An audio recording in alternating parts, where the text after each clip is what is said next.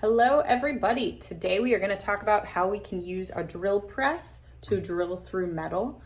So to begin with, I'm showing you my pendant design that I have here.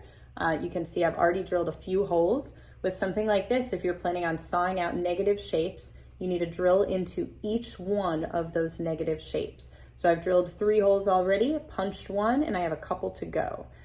You might notice that the holes that I've done are not directly in corners. That's because drill bits are round. They create holes that are rounded.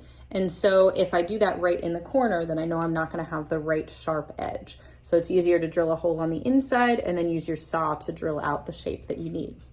Okay, before starting with the drill press, I need to punch holes. Like I said, this one I already did punch. So the reason for this is that unlike wood, which is really easy to cut through with your drill bit, instead on metal is kind of slick on the surface. So if you don't have a punch when the drill bit comes down, if you don't have an indentation, it will just kind of flick on the surface. It won't have anywhere to catch.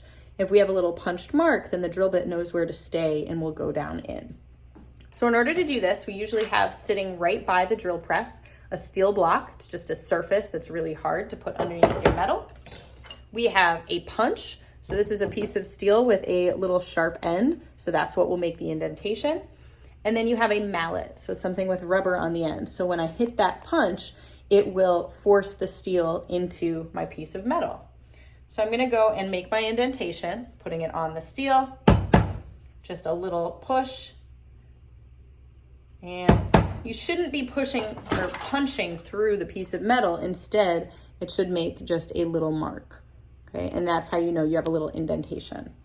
All right, I'm ready to begin. Safety goggles are extremely important with this. Metal, you don't want anything to fly at your face. You also need to have your hair pulled back. So if you have long hair, you've got to pull it back so it is out of the way. Okay, parts of the drill press we should talk about. Right at the top here, we have an on-off switch. On is up, down is off. We have off to the side here, you can see a couple of the handles of it. It's like a pinwheel. And this is how you bring the whole chuck with the drill bit down. Okay, so one of your hands will be working on that. What we see right here, this is called your chuck. So we have a key that fits into these small holes. And this is how we can loosen the teeth of the chuck to get a drill bit out and how we can use it to put it back in again. Okay, and I'm gonna go a little closer so you can see this process a little bit more. So the chuck is holding the drill bit. I have my drill bit right here. You never want to use a large drill bit into metal. If you end up wanting a large hole, you slowly work from small drill bit to medium to large to get there. You won't really be able to get a large drill bit to go through your piece of metal. Okay, so I'm ready to begin. I've got all my safety stuff. I know where I'm going.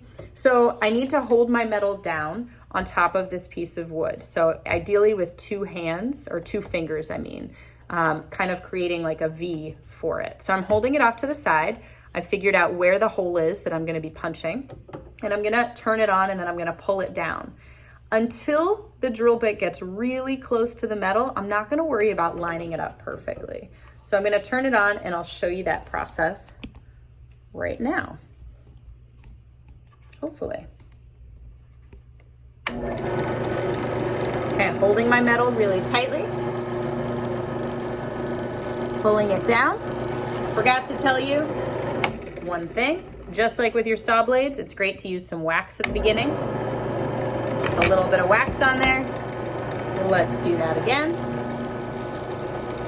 So once I get really close, that's when I can spend the time lining it up. Don't try to push through really fast. Take your time pressing down. And then you'll feel it go through because it's easier to cut through the wood below. When you're done, you turn it off and you can see the hole that you just cut. So I just cut that one. And that's how you use the drill press.